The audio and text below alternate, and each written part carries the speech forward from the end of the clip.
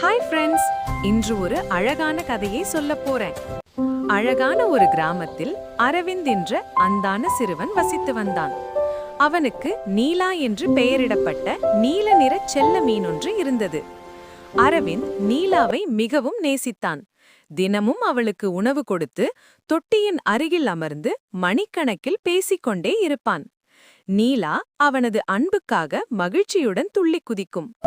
ஒரு நாள் நீலா சிறிய கண்ணாடி தொட்டியில் இருப்பதை விட பெரிய ஆற்றில் சுதந்திரமாக நீந்தினால் இன்னும் சந்தோஷமாக இருப்பாள் என்ற எண்ணம் அரவிந்தின் மனதில் வந்தது. கனத்த மனதுடன் ஒரு குன்றின் மேல் ஓடிய ஆற்றுக்குச் சென்று நீலாவை மெதுவாக நீரில் விட்டான். நீலா மகிழ்ச்சியாக நீந்திச் செல்வதை பார்த்த அரவிந்த் நிம்மதியடைந்தாலும் அவனது இதயம் கனத்தது. ஒரு வாரம் கழித்து அரவிந்த் மீண்டும் ஆற்றங்கரைக்கு சென்றான். நீலாவை நினைத்து ஏங்கினான். அவன் ஆச்சரியப்படும் விதமாக நீலா நீரின் ஆழத்திலிருந்து மேலே வந்து அவனை பார்த்ததும் அவனது கால்களுக்கு அருகில் நீந்தியது. நீலாவின் நிபந்தனையற்ற அன்பை கண்ட அரவிந்த் அவளை மீண்டும் வீட்டிற்கு அழைத்துச் சென்றான். ஆனால் இப்போது ஒரு பெரிய தொட்டியில்.